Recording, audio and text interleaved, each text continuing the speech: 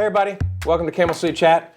I am here with, I don't even know how long we've known each other, the athletic director of RJ Reynolds High School, Mr. Brad Fisher, or as affectionately known as I've talked to several people, Mr. Fisher. Oh, thank you, John. Thanks for being here, buddy. Oh, I really appreciate it. You and I have known each other since, were you a coach Yep. at Forbush. Yeah. So we're probably looking at what, 2003, 2004. So it's been almost 20 years. So I met you back then, and have known you for years, and you know, there's been ups and downs, and I want to touch on a couple of those things because you know I've never been on the Today Show, but you know, a whole bunch of things. I've had several guests on that you're friends with. I know David Daggett. Yep. You know David. Yep. Of course, Stan was the last guest that I had sitting in the chair that you're sitting in right now, and you guys shared the same job, and I know that you, well, we all know and love Stan. Yeah, that's been hard. It's, yeah, and we'll touch on that because I know Reynolds was home, and you're there now, so I want to touch a little bit on that. But I ask certain questions, and it was kind of good today because I told you where I was eating, so if that kind of got you ready for this. But the first question is where are you from, and how long have you been in Winston-Salem? I am originally from the D.C. area. Okay. I grew up there. My parents still live in the same house. Your dad's a home builder? He is. Right. He is. He's retired now. Okay. And my mom is retired from working in a hospital in the medical records division. I wanted to play college football in the South. I did 3 different recruiting trips to schools that were northern territories, and it snowed on every single one of them. Mm-hmm. And so when I did a recruiting trip at Guilford College in Greensboro, it was Quaker. it was a beautiful fall day. I was like, well, this is it. Right. You know, this is perfect. So ended up down at Guilford. Upon graduating there, went to Appalachian State to get my master's degree, where I started coaching football.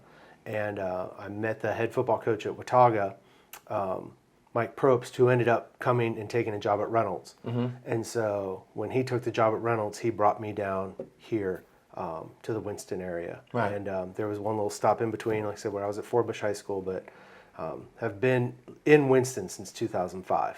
Right, and so, you know, I really want to get in the coaching career because it's truly a path, and, you know, we have several friends that we share that, you know, are doing this or doing that. I mean, the guy that married my wife and I is like the kicking coach at one of the schools. He just does that, moonlights, and you know, that's his thing. I think he's out in Davie County, and he just moonlights teaching the kids how to kick a field goal.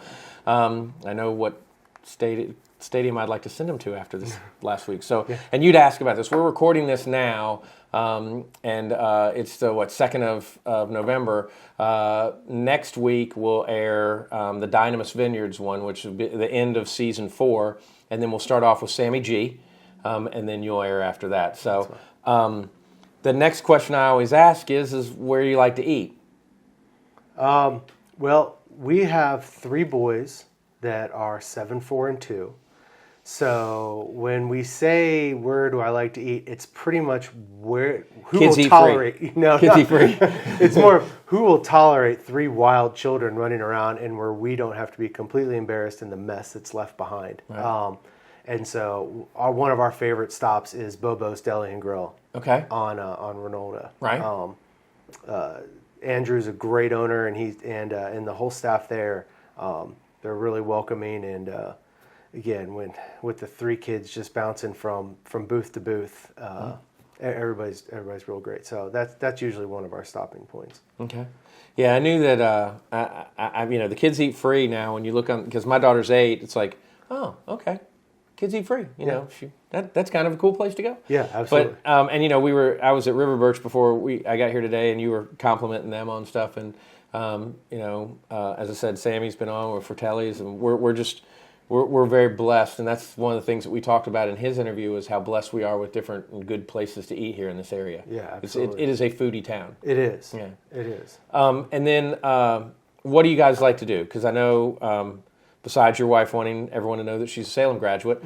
That's like a cult, isn't it? They are. Yeah. A good cult. A good cult. Absolutely. We don't want to get hurt here. Yes. But no, Salem's an awesome school, and I know your wife is really into that, and we have several friends. It is truly a sisterhood, and it's been a great school for ladies in this area. And what do you guys like to do? Obviously, I've seen you at the farmers market before recently. So what's the family like to do together?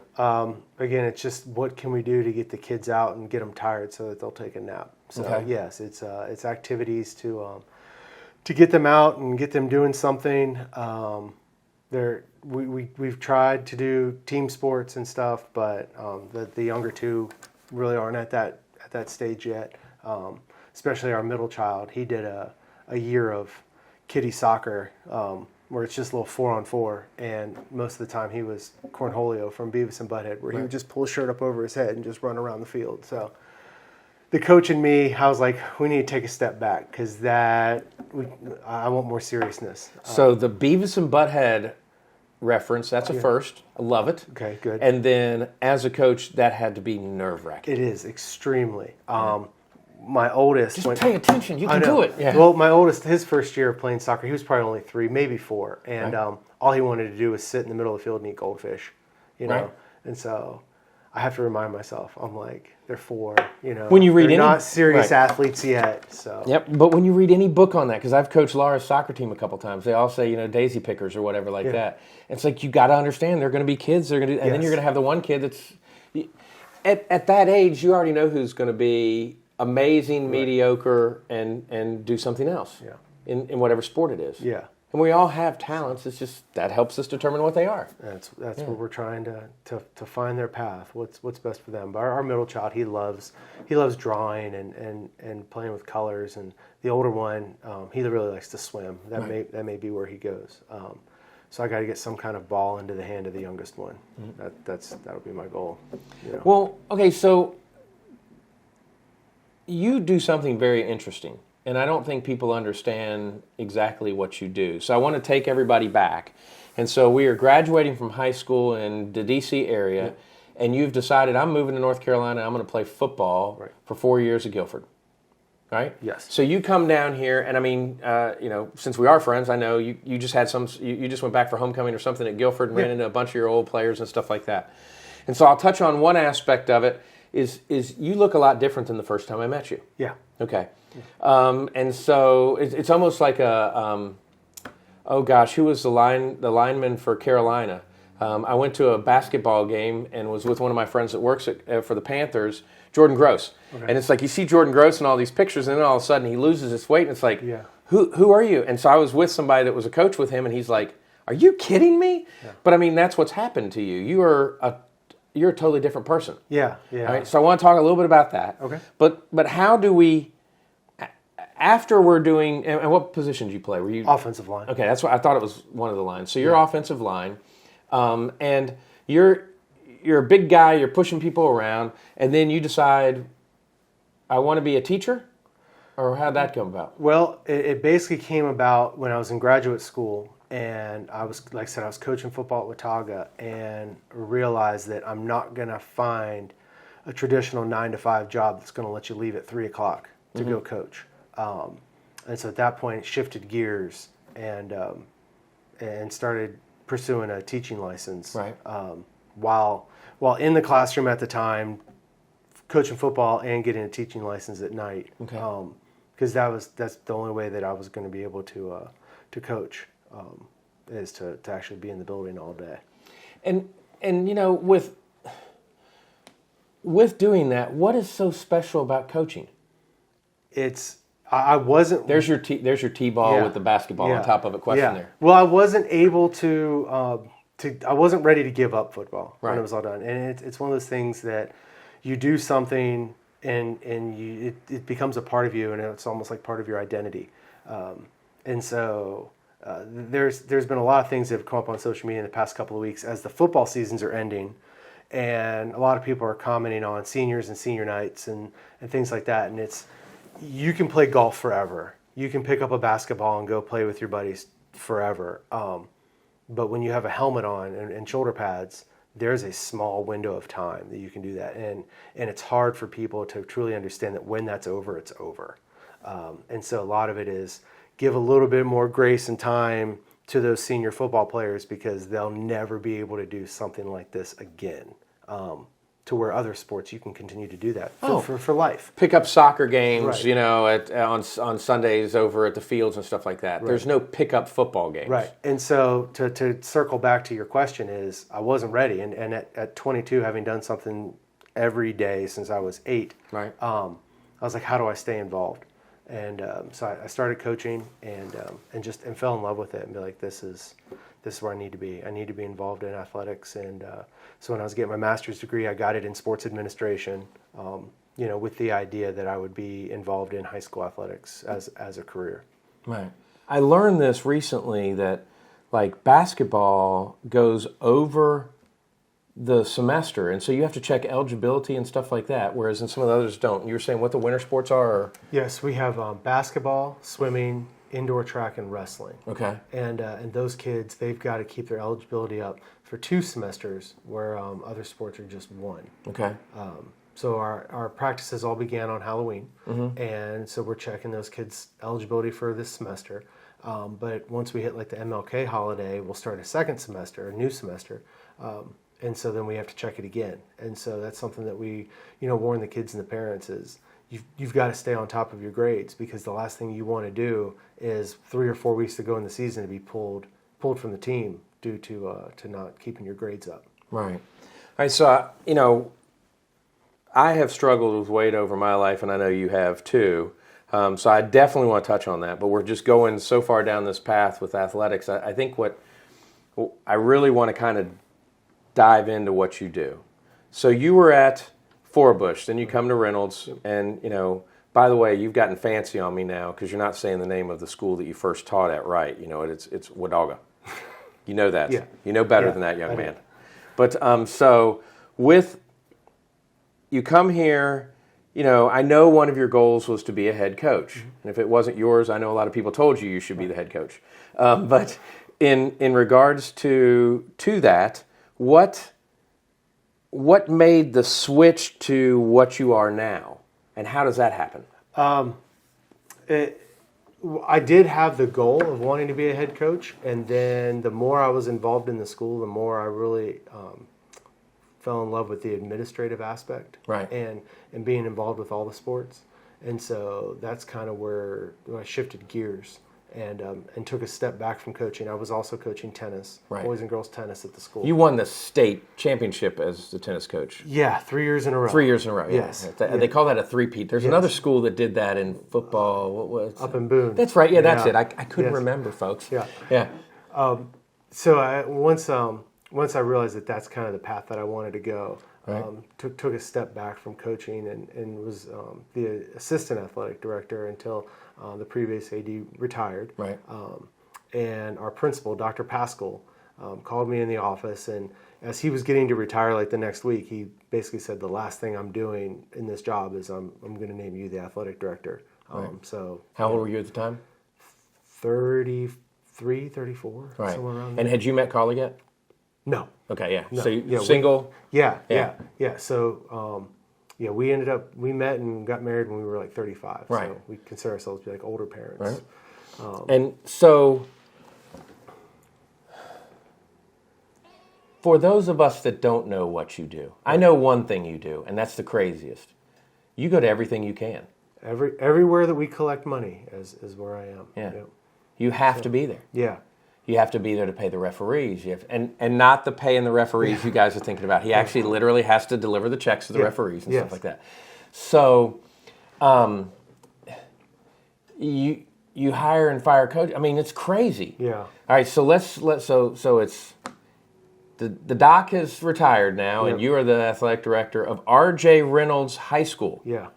One of the premier high schools in the whole town. Yeah, absolutely. Was this an expectation you ever thought you would be there? No. Yeah. No. Because I know the answer is no. No. And the great thing is, like, Reynolds is such a great family. It's once you're there, you don't ever really want to leave. It is the Hotel California of schools. It's a great. great school. And the other great thing about it is it's very well respected. Yes. If you were to ever leave here, I don't think that you would go to another one of our schools. I think it would be somewhere like a larger market, like a DC or a Charlotte, that you would be hired in for that position. Yeah. I don't think he's going anywhere. That's I tell people, I love Winston. Winston literally has everything that we're going to talk about family that too. could want. Yeah, right. So, I mean, this is huge, Brad. I mean, again, I met you. You're doing offensive line coach at Forbush. Got the opportunity to come to Reynolds, et cetera. So excited for you, and all of a sudden now you're the athletic director. Right. So, do you still teach? Yes. You got your computer class or whatever it is? No, I teach physical education now. Okay, so you're the PE teacher. Mm-hmm. All right. And then how many coaches do you currently have? We have 40 sports, if you count varsity and JV, of which we're somewhere around 65 to 68 coaches on staff. Not all teaching staff. We do have some community coaches, some volunteer coaches. Okay. Yeah, we're somewhere around there, mid to high 60s. So you have a teaching coach as the football coach, and I would assume that's where a lot of the volunteer staff is, right? It's hard. Football has 10 coaches on staff, right? On the coaching staff. And so the days of getting a teaching position for 10 separate coaches, those days have long passed. Right. So we do have to dip in and use some community members. Okay. And there are some people that they want to coach football, but they don't want to be teachers. Right. They want to keep their traditional job. So football has the largest staff, where some sports like golf, golf or tennis, we only have one coach. And is your budget determined on how's your budget determined? So the way we try and handle the budget is we as a school pretty much try and provide anything for the kid that they need to play the game. Right. So when it comes to the fields, balls, uniforms, officials, coaches, things like that, the school handles the budget. When we get into the extra things that don't necessarily, they're nice to have, but the game doesn't depend on it. If they want to get a set of team hoodies, that's where they'll go and they'll fundraise to get something like that. But you got to have a uniform to play the game, so we make sure that they're all provided with uniforms. So does the school board and Tricia and all them, do they give you a budget for your athletics, or? No, pretty much each school operates it however they deem fit. So my understanding, kind of the best way to put it, is the school system gives each school an allotted amount, and then that principal determines where that money is going to go throughout all the day-to-day operations. Right. And so, some schools have a set budget as to this team is going to get X amount, and that's it. You go above it, you've got to come up with the money. Where, other teams, you kind of just move things around as to the needs that are met for each team. All right, so now, the slide rule and abacus part of your job. Yeah. How in the heck do you budget? Do you time? Do you get the kids that are going to states there? This is all you, correct? Yeah. Well, and your team, of course. Yeah. I mean, thank goodness I've had a great coaching staff and great support staff. It just blows me away. I mean, there are so many. It would be enough of a job just to handle one sport. Right. But you've got, and I know some parents, they said, well, yeah, I'm so excited Brad's going to be on, or excuse me, Mr. Fisher's going to be on, and he knows who I am. I got up in his face asking about this or asking about that. Because my child's sport is the most important sport that you do. Right. And you have how many of those parents? We look at it as those 60? Those kids, that child is the most important person to that parent. Correct. And so that's the way we have to approach things as well. So if you have 60 sports, how many students is that? We have, I want to tell you, about 450 unique athletes. And when we say that, it means that they're just that one name, where we have 700 total athletes. Right, yeah, so a kid may play 3 sports, so that they count 3 times, but as a unique athlete, about 450. So 450, and then we got times 2, plus there's always a grandparent or 2 involved, or maybe a crazy uncle. I mean, you've got a whole, but the same group of people that are in your face, et cetera, and dealing with that or whatever, because there's a lot of emotions in sports. Yeah.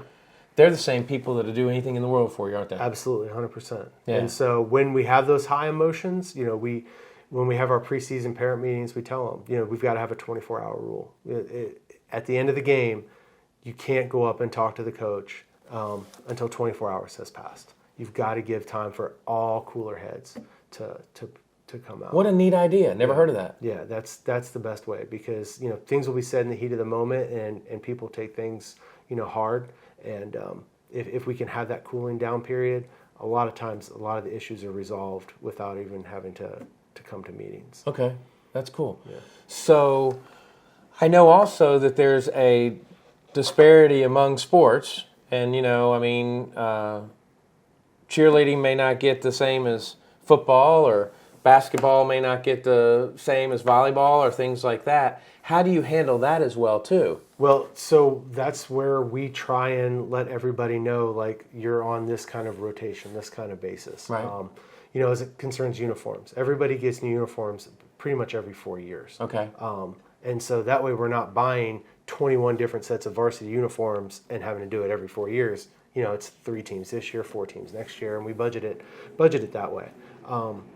But for the teams, it's not one team is more important than the other, because those girls' golf parents, those girls' golfers are the most important people to them. And so to us, that has to be an extremely important sport.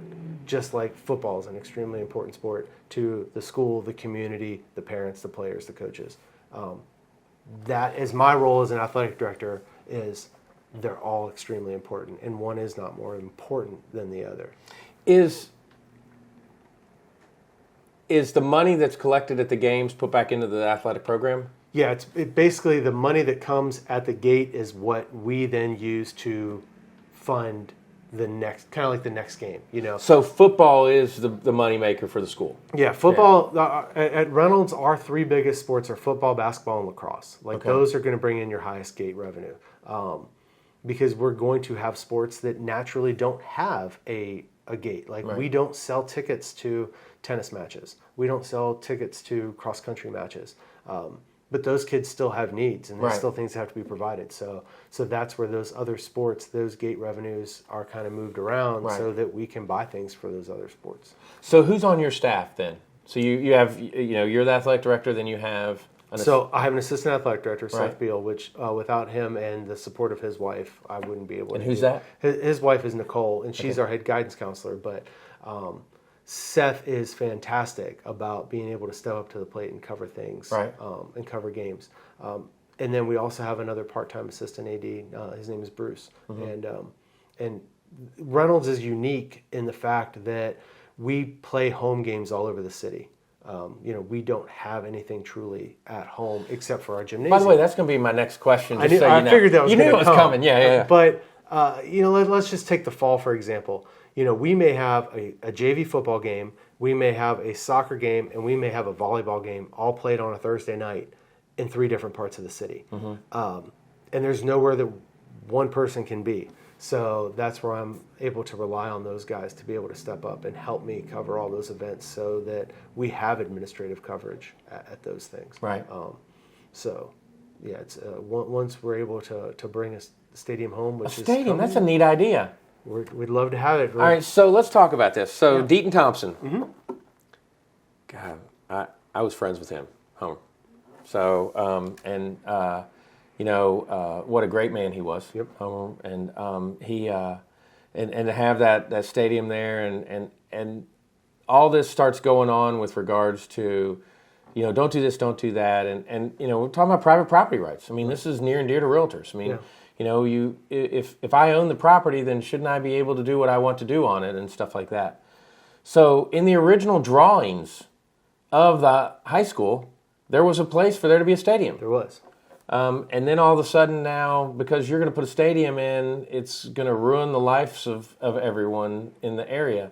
I know you have to be politically correct on this, but I can say some of these things. I mean, I used to live in Arbor Run in Louisville. I can hear West Forsyth games. Heck, I can hear Bowman Gray, and I'm all the way over there. It's not that it's annoying, or I don't think I'd want to live on Petrie across the street from Mount Tabor, but you know what? I got friends that are like, yeah, we love living over here because we can hear the band, we can hear the cheers and all that stuff. So it's to each their own. Yeah. But having a home stadium brings so much to the experience, doesn't it? Absolutely. So tell me about that whole process and where you guys are with it right now. So anybody that happens to maybe go by on Northwest Boulevard, you'll see a lot of earth has been moved. Right. It's a fantastic site. It's been 10 years in the making. Without the support of the parents like the Catherine Spanoses and the Greg Coxes that have been fighting this fight for 10 years, I don't think we'd be where we are. I know for a fact we wouldn't. Right. Catherine is such a bulldog that she doesn't back down. She doesn't take no for an answer. And she had 4 girls that have all come and left Reynolds during this time, and she still continues to do these things for the students to come. Right. But yeah, having a place to just call your own is so important for our students. At our basketball games, for example, like the kids love to get out of class, come down to the gym. We play JV basketball. We start at 4, and they'll come down and they'll sit there and start watching the game, and they stay through all 4 games. Right. It's that part of high school to where if you want to go to the football game or you want to go to the soccer game, it's like, well, how am I going to get a ride over there? Because you do have students that actually may have to ride a bus home, and then they'd have to get a ride from someone. Right. Whereas, if they stayed on campus, they'd be able to go to the game, hang out, be with friends, build character, build community, all that stuff, and then they've just got to have someone pick them up to give them a ride home, or by that time it's like, hey, Brad, can you give me a ride home? Yeah, absolutely. And that's what we want to I was saying Brad as a student, but I know Brad as an athletic director, you've given people rides home too. Well, yes. Yeah, that's the thing that people don't realize. Your coaches are taking students home in challenged situations and things like that because it's part of the job. That's what they do. And it's one of those thankless things it's expected. Right. It's an unfortunate expectation, but that coaches do it because they love the kids. Right. And but that's the environment that we want to create, is that to allow those kids to finish school, come out and see their friends play. And for example, let's say that in the fall somebody wants to go to the soccer game, but they're on the football team. Well, football practice ends. And how do you get to the soccer field? Well, it's 3 miles away over at Bolton Elementary, where other schools, you finish practice, you walk up, you change in the locker room, you walk back out, and you walk over to the stadium, and watch your friends play.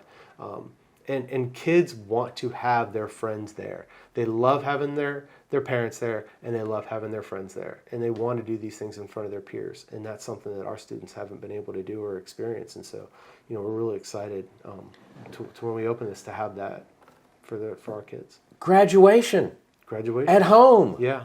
I mean, you guys can start hosting, a track. I mean, just there's so many different things that can happen. Yeah, that's we're real excited just for. So when's it going to be done? Hopefully, we can have a ribbon cutting ceremony in August. Okay. I mean that's the goal. Construction things happen, supply chain happens. But I would love for middle of August to have. So you think we might have a home game next year on it? That's a goal. Have we called Mr. Fisher to come supervise? No. Dad's not coming down? He won't come out of retirement to make sure? No. Because I could see him handling this really well. Yeah, no. Dad, here, Mom, Dad's coming down to stay with us. Put him in the trailer right there on the field. That thing would be built in a month. No. I love my dad. I love him to death, but he's a talker, and you ask him what time it is, he'll tell you how to build a clock. Mm-hmm. And I'm afraid if he got in with those construction guys, he's talking to them and they're not working. So and so what's that like too? I mean, now how involved are you in the building of the stadium? Not really. A lot of it has been turned over to the school district, right? Because the school district, we have this public-private partnership, which is extremely rare, right? When it comes to projects like this. Right. We've got some great people downtown at the central office that have been working on this. Guys like Nick Seba and Daryl Walker to oversee all of those things, and that's not my wheelhouse. I'm there, from whistle to whistle, but when it comes to you're picking out what the locker room's gonna look like a little bit. Well, no, the things that they do, like I'll let the professionals. We need a concession stand, though, right? We got to have a concession stand. Got to have a concession stand because you got to torture the parents. Someone has to work the concession stand. Yes. What about a lot is asked of parents? How many seats? Right now, I believe we're going to be right around 2,400 to 2,500 seats, which is not as big as our sister schools, right? But it's a starting point. It's a place for us to, again, have somewhere for our kids. How many is Deaton Thompson? Deaton Thompson seats over 6,000, but no, that's an outlier because that is by far the largest one in the district. West? West, I won't tell you like West, Tabor, Glen, they're all in the 4,500 range. That's what I was thinking. Yeah. Yeah. You know, it's really funny because people don't realize this when they're looking at it. I mean, you know, how many people does a dash seat? It's not that many. I mean, so They you've get got 7,000 on the 4th of July. That's Right. that's about it. And let's think about this now. So we have how many students graduate? Every year we're in the 400 range. 400. All right, so 6 tickets, 2,400 people. Yeah. Yeah, and then staff. Yeah. So that's You know, in soccer and lacrosse, you know, field hockey, when they're playing those games, we're just talking about a couple hundred people. It's not going to be a problem that I think it's been pitched to be. lacrosse Really and won't. field hockey. They scare me. They get them sticks. Oh yeah, but So my neighbor behind me, both the kids are West lacrosse players. Or field hockey. It's the thing with that's lacrosse, be right? lacrosse. Yeah. And they're both good. Yeah. And I mean, like, if you go back to their house, it's the Foxes. So Brooklyn just graduated, Brooklyn just graduated, and she's at Lenore Ryan, and her sister Bailey is, I guess, at West this year. I mean, there are dents in the aluminum fence where these girls have whipped the ball at the thing practicing and stuff. Yeah. It scares me. West Girls Lacrosse is a good program. But they're great sports. Yeah, they are. They are. Yeah. And the kids, it's one of the fastest growing sports. You probably, if I quizzed you, you probably don't know what the fastest growing sport is right now in the United States. I want to say it's soccer, but it's not. No. Pickleball. No, it's women's wrestling. Wow. Yep.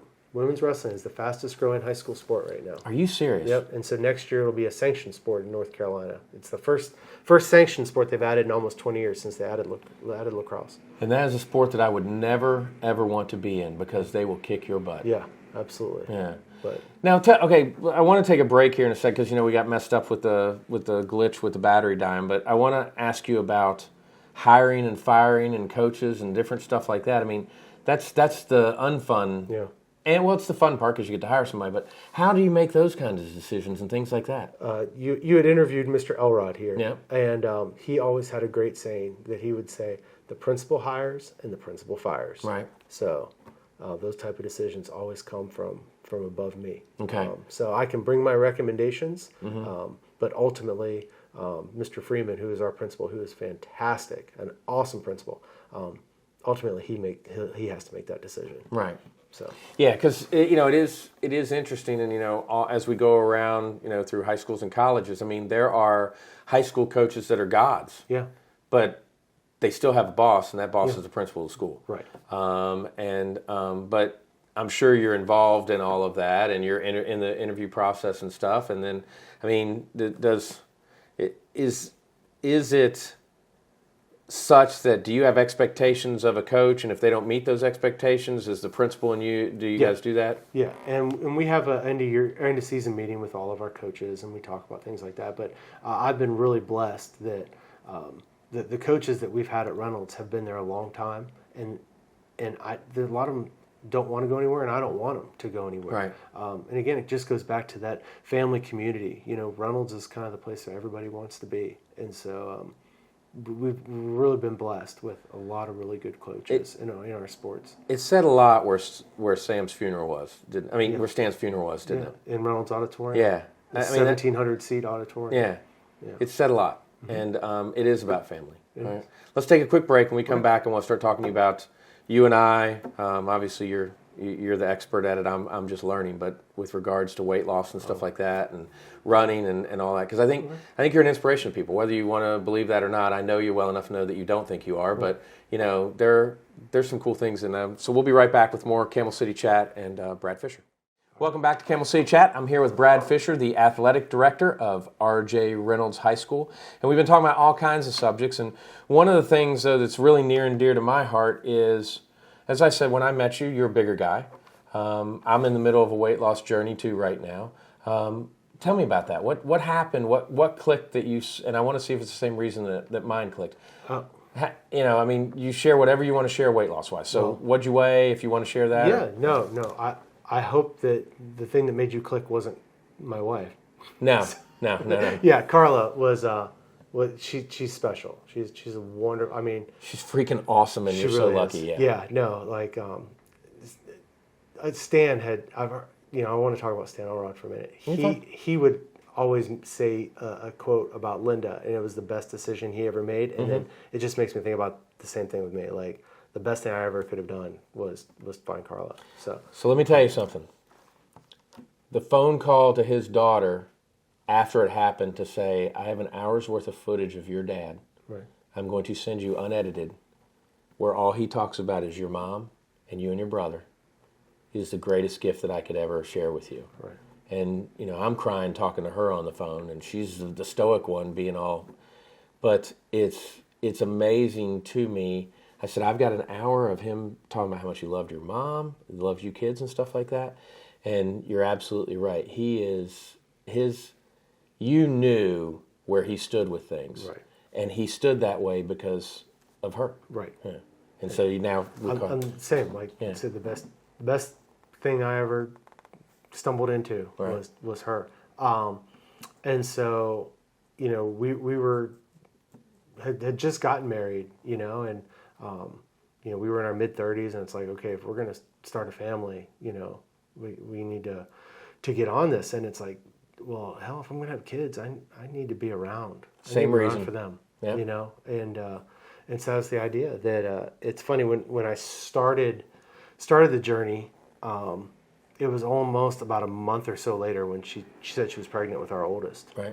So I was like, okay, this is like really serious now. Like I really do need to lose the weight. So at my heaviest, I was 402. And the reason that number kind of sticks out to me, one of the guy that was the best man in my wedding, Chris Wiley, found a race in Chicago, and as a diehard Chicago Bears fan, I was going to touch on that at some point too. Yeah. The race is called the Soldier Field 10 miler, and you finish at the 50-yard line of Soldier Field. And so he's like, you've got a year to prepare for this. Like, you and I are going to do this race together. And Chris runs marathons, so all I would do is slow him down. But he's like, you got a year, and this is what we're going to do. So that's kind of was the goal. Is to, your wife, your friends. Yeah. Yep. It's like, how can I get to that point, and when I asked Chris to be my best man, he's like, yeah, I'll stand up and, I'll toast you at the reception as long as I never have to stand up and give your eulogy. Right. And so it's having friends like that it's important. So that's what kind of started the process. So just as much as I hate running, I run almost every day because that's what it has to be for me. Right. Everybody has their own thing. I've done a lot of CrossFit in the past. And I've gotten into biking just because it's easier on the knees. Right. But I found that running is the way for me. But you have issues with your knees because of playing offensive line. Yeah. It's a struggle. I'm in my mid-40s now, and it's I carried a lot of weight around for a long time. So eventually the joints they don't give as easily as they used to. Right. So that's kind of where the process started. Right.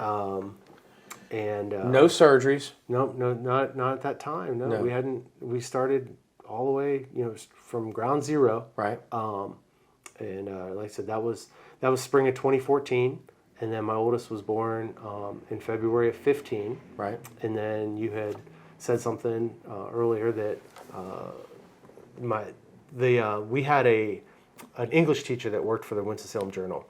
And at the time, they would do a special prep section every Friday, and they would touch on like one athlete from each school, and it was a nice little athlete of the week. Yeah. And every school got to submit one every single week, so like all 12 schools were covered. It was great.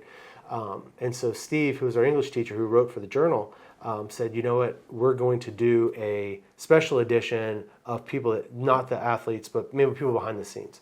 And he's like, I want to do an article on you for your weight loss. So And how much had you lost at that time? 120, 130 pounds or so.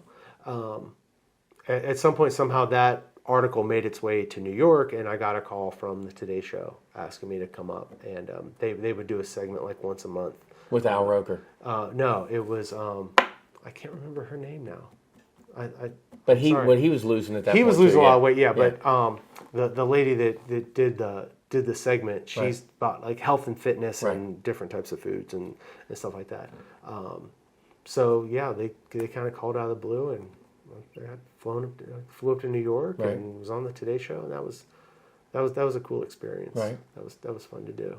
And so now it's as it is with everybody that has these journeys. It's a battle that you fight every single day. It's a marathon. Yeah, it really is.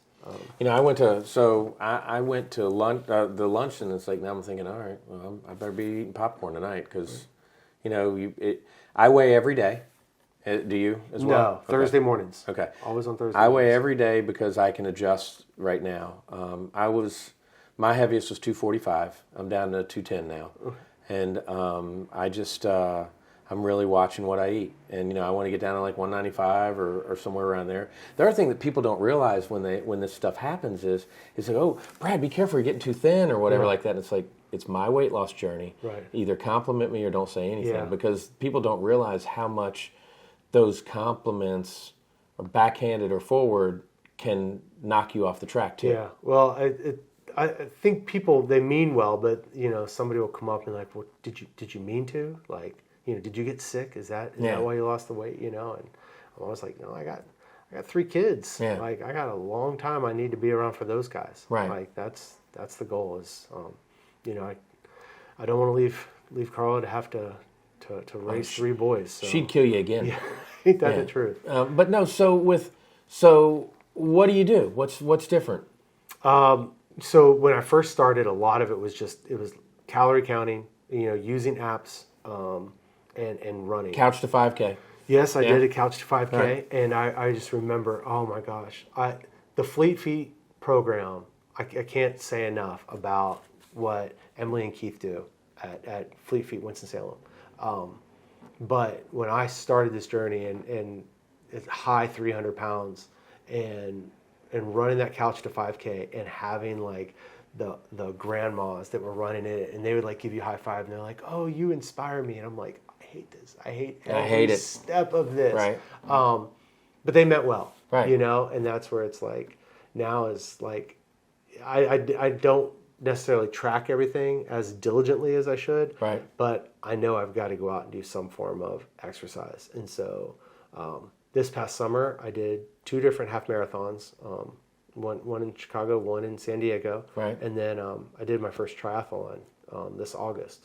So. Did you ever think you and David Daggett be buddies talking about running? No, but that's the thing. I reached out to him and I'm like, how weird is that? It's like, there's no way. And it's like, we're buddies. We talk about running. Well, it's one of those things. He's like, we're going to welcome you into the community, when you finish this. And it's like, it truly is. It's a fun community, but it's, I never, ever in a million years would have thought I'd do a triathlon. And now it's like, okay, it's cold for him now, but come this spring, which ones am I going to sign up for? Which ones do I need to prepare for?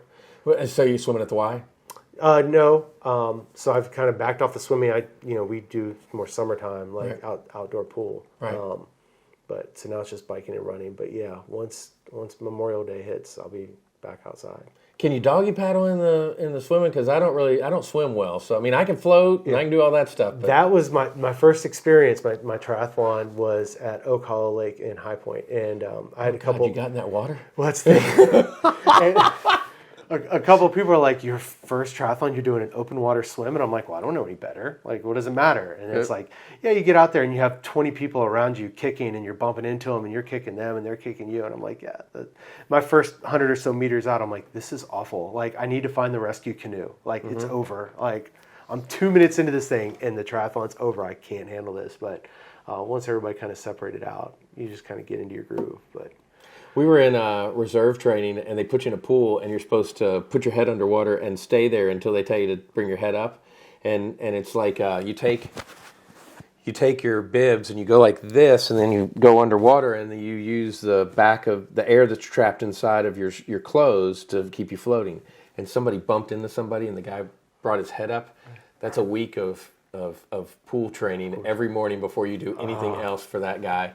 And it's just like, just stay away from people. Yeah, just stay away right. until you're told. Yeah. Right. That's so cool.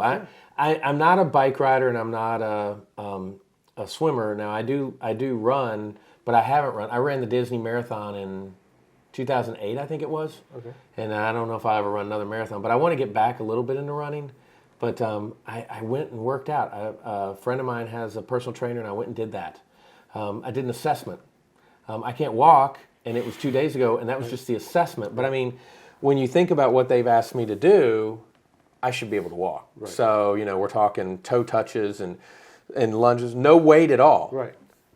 We're talking 10 reps, 10 reps, 10 reps, and then do 5, 5, 5. Right. So I did a total of 9 exercises, and it debilitated me. I mean, I'm out. Right. And that's a shame that I have to say that because I should do better. Well, so now it's like tomorrow I'm going to try and get up and do a little bit of some exercises and try and work through it. Body weight exercises are great. It's when we were shut down for COVID and all the kids were at home and we were teaching remote. And I'm teaching freshman PE. Right. It's trying to come up with activities for kids every day, and it was body weight things because no matter what, you can at least do those things in your house. You don't have to have special weights, you don't have to have special equipment. You taught PE during COVID? Yeah. I would think that'd be something that went by the wayside. No. Is it like, hey, let's go for a walk around the house, or? Well, no, it was just more of like, okay, today, guys, take a jug of laundry detergent, right, and have it over your head and do a couple of air squats. Okay. Or it was you could get down in a plank position, or we do push-ups and sit-ups and just all these things that. Well, this works out good for me, yeah. And here's why: because I got my list of the things he had me do, and I don't remember what one of them is. So after this is over, you can show me what the sumo toe tap is, because I don't know what the heck that is. Right, if you know what that is, yeah, right. Yeah. All right, so I want to talk. We've talked about the weight loss. Anything you want to add to that? I mean, what is the inspiration that you have out there to people about it? It's hard. I mean, if it was easy, anybody could do it. Right. It's hard, but it takes time. Yes, that's the thing when you said that you weigh yourself every day. Like, I'm only doing it once a week because I don't want to look at it every day. I'm like, am I up an ounce, down an ounce? Like, that mentally would just drive me nuts. But I know every Thursday I've got to weigh in. And so you don't eat anything on Wednesday. Yeah. So really, I mean, it's each his own, and there is something out there for everybody. And if you don't like running, which a lot of people don't, I don't, but I find that that's what's best for me. You can find a group to be a walking group with, or what find about your personal pickleball? training. Holy cow. Yes. And everybody's building pickleball courts. Yeah. So I bought I mentioned something to Catherine about it, and she's like, okay, whatever. And so I went to the sports place, paid like $89. I got 2 paddles, two or 3 balls, and the net. Right. I put it across my driveway. My driveway's flat. Yeah. We just hit it back and forth. Yeah. So I told her tomorrow Friday, I'm thinking I'm going to take my dad to go vote and stuff like that, and I'm going to meet her and win. Last spring, that probably was like the number one favorited PE activity with the kids. When we had them do a section of pickleball, and we set up tournaments, and there were all these just things going around the main building. They're like, you've got to come down, you've got to check out pickleball. Or, this is what's happening in our pickleball games, and this guy was on my team, or this girl was on my team. You should see what they did, which is fun. Mm-hmm. It's fun that they take something from that out of class and then go tell their friends. And then, again, over the summer, I knew a lot of kids that were going out and just trying to find somewhere to play, and they're doing it down with the renovations in Haynes Park. They're going to build a couple of pickleball courts where the hitting wall is. It's a fun sport. Brad, there's like a $90 million facility or something, or an 18. I don't even know what there's some $1 million facility. I can show it to you during the break. That basically they're building over in Raleigh now. That's just pickleball central. Yeah. And a lot of like professional athletes are investing into pickleball leagues. It's low impact. Yeah.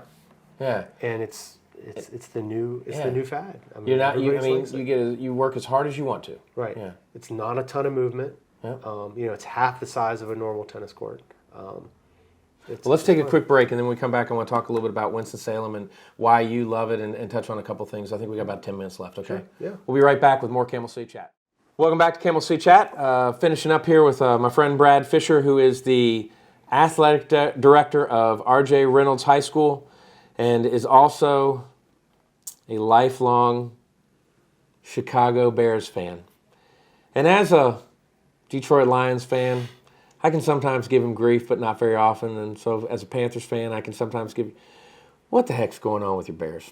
Oh, this year, basically the best way to think about it is everything's built for 2023. Okay. Just accept what's going to happen this year. You got to tear it all down to build it back up, and that's what this year is. Mm-hmm. And so trust the process is what I say. It's hard. I joke that I apologize to the boys every Sunday about raising them as Bears fans, but someone's got to live in that misery with me. So right, yeah. I mean, look at the Bills. Yeah. How many times the Bills have been let them down, and Yeah. they're doing excellent. Yeah, like I said, they did Jets. the same thing. Yeah. The Bills, 6-7 years ago, maybe not even now, 5 years ago, is tear it all down, get 2, 3, 4 wins, but start that building process, and that's where the Bears are now. Do you think it's like, a lot of people say best thing that'll ever happen to the Lions is for the Fords to sell the team? Yeah. Do you think that the Hallises and the McCaskies, whatever, do you think? They'll never sell. True, but do you think that would be a good thing or no? Yes and no. There's a lot of pride there. There is, and, they admittedly, they don't know much about football. Right. They run it like a small business. Right. And so the worst thing they can do is get involved in the football operations, which I think they finally have understood, where they've hired a general manager and a coach by saying, we're going to be hands off. We're going to let you guys do your job instead of micromanaging because we don't know what we're doing. You make money, we keep you if we don't. Yeah. And that's the idea. And, growing up in D.C., I mean, now the Commanders, did you see that he's exploring selling the team? Yes, which a lot of my friends are very excited about. Yeah, I mean, the only thing that could be better is if Jerry Jones sold the Cowboys, right? But, I mean, that's when you say, would you love the team to sell? I mean, you never know who's coming in next. And, right. It's been a change for the Panthers. Yeah. Yeah. Right. So, I think he's getting on the right track for Carolina. Yeah. Yeah. As long as he keeps Coach Wilkes around. I like it when people say that. You know that. Another Appalachian guy. Another Appalachian guy. I love it. I actually was with someone the other day, and they were just started going on talking about Steve, and I'm like, let me record you. I got somebody I want to send this to. Right. Yeah. Well, it's funny, if you ever play that game, who's the most famous person in your phone? Yeah. That's when I go to. I'm like, I got Steve Wilkes in my phone. Never call him, right. But I've got the number if an emergency ever hit. Yeah. So my 3 famous people that I have are let's see, Steve Wilkes, of course. Doug High, who's a CNN correspondent, is one, and there's one more I'll think of it here in a minute and shout it out. But yeah, it is crazy. Steve's such an awesome guy. Yeah, and we're both lucky to know him. Yeah, so, absolutely. All right, so Winston-Salem. I want to finish up with this. You love this place as much as I do. Absolutely. What makes you love Winston so much? Winston's like a big small town. It's the largest small town in America. Yeah, it is. I mean, everybody knows everybody, and especially if you're the AD of RJ Reynolds High School. Yeah. Yeah. Dr. Pascal, my former principal, would say that people either love Reynolds High School or they hate Reynolds High School. There's nobody in between. And so I love being able to just go out in town and just have something Reynolds on. People are like, oh, Reynolds, my granddad went there. Mm-hmm. Or, hey, my dad was a graduate. Or like, hey, I graduated from there and blah, blah, blah. Like, it's special. But you also like it when they go. No, I usually just won't say anything. But I love it. Like I said, it really, if there's something that you want or need, we have it. We have the commerce that people want to do. You have the nature, if you want to be outside and do something like that. We even have some professional sports, with minor league hockey and minor league baseball. Right. I don't really know what people need. And so, for anybody that's not in the area that's looking to move, this is a great place to be. We got the ginkgo tree on Runnymede too. Yeah. I love that tree. We've been that's so over near you guys. You can go down Runnymede and there's that big tree. We were actually over there yesterday, and Catherine climbed up in the tree. Laura and I were running around underneath it. It's a moment to reflect and appreciate this place. What does Winston need downtown? Anything? I mean, you've been here long enough to know Winston's downtown wasn't what it is now. No, it definitely has changed in the past 20 years for the better. Yeah. At my age, though, it's I would say that the only thing that downtown probably doesn't have is a real hopping nightlife. Right.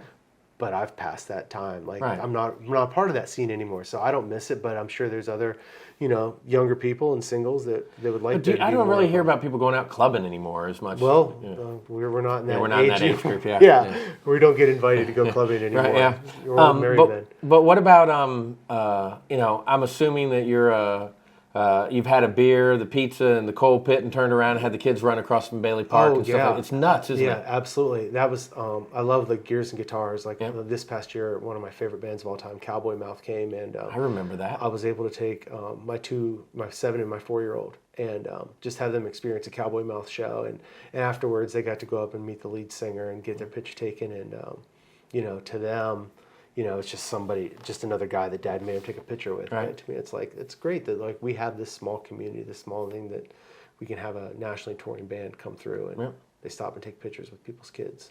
So it's fun, and I'm really happy that Finnegan's Wake is back and open. Seen Brian 2 times in the last week. I saw him, what's today, Thursday? I saw him yesterday picking up his kids from a place where my daughter was, and then I saw him at lunch end of last week.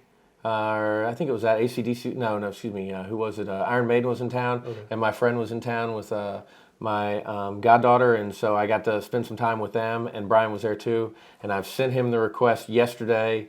So I think he's going to be on the show. Awesome. So we've got Travis from 600 said they might do something. Right. Of course, the upcoming shows are Dynamis and Sammy G. But starting to get it, we've asked someone from Texas Pete to be on, and we're really trying to go out. I mean, you're like show number 78 or 9 now.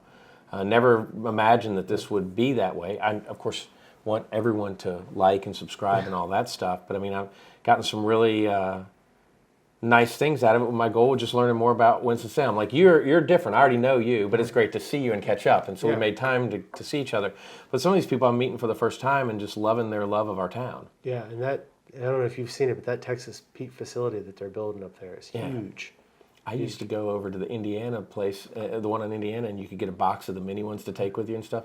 Because when I go to a restaurant, I don't say, do you have hot sauce? I go, do you have Texas Pete? Right. And they go, well, we have this. And I'm like, well, that's not Texas Pete. Yeah, right. Yeah, I mean, going back to the Dixie Pig and paying the $800 instead of going to Carolina. I mean, there's a whole slew of wonderful stories there. Yeah, absolutely. And so it's just it's a neat place, and you work at just such a historical school. Yeah.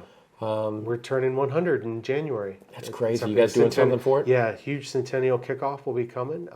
We started a little bit of it at homecoming, but the signage started going up last week. But yeah, it's not too often high school is going to turn 100 years old. I mean, there's about 6 or 7 high schools in the whole state that are the same age as Reynolds, and we all kind of have the same look and the same architecture.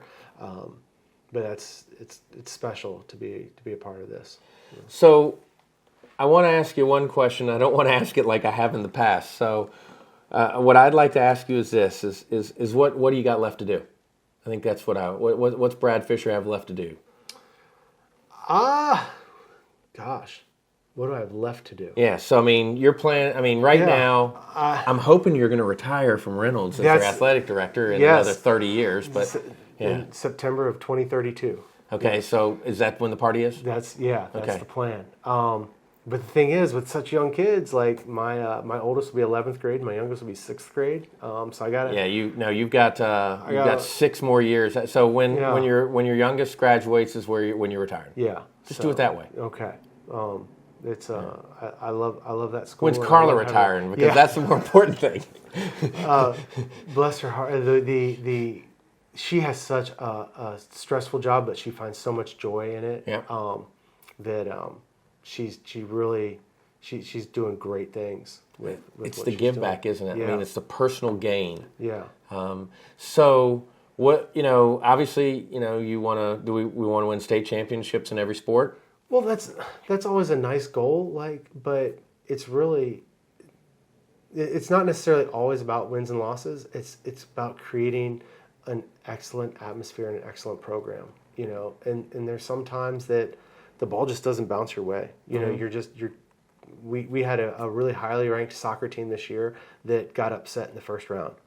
It happens, Right. and I hate it for those kids, but the fact that the team really didn't quite know where they were going to be and what kind of identity they were going to have, and then they only lose 3 games the entire season. They're like 18-3, go in as a high seed, and I bet you that doesn't happen again, though. Oh, yeah. Yeah, But I mean, it's the learning part of But it. as I said, that's why my soccer coach, he's a great coach and he knows the game, and he treats those kids like family, and those kids really respect him, and they'll there's life lessons that come, and so it's not necessarily always about winning the state championship, but it's about making an impact on those young people's lives so they can grow to be good, outstanding members of the community.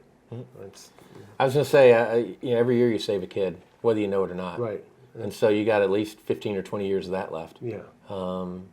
There are a lot of challenges out there that people I don't think realize, and you guys help those kids get through it. Well, that's why you do it. Yeah. You do it. I mean, if you're not in this job for the kids, then you're in the wrong profession. Hey, when we talked to Tricia, she goes, my end user is the kids. So we start with our end user and take care of them, and then if someone else gets helped in the process, then that's good too. Because after the kids, it comes the parents and the teachers, and in no order. But the kids are the end user. Yeah. And so you've got that same mentality. Yeah. Yeah. Man, I appreciate you. I can't thank you for doing this. You did it. It's like, yeah, sure, I'll come over and do it. It's good to catch up with you.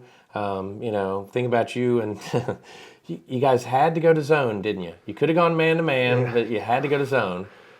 And but yeah, Carla can cover me if she wants to. By the way, It's she makes life a lot easier. Yeah. She's a great mom. She really is.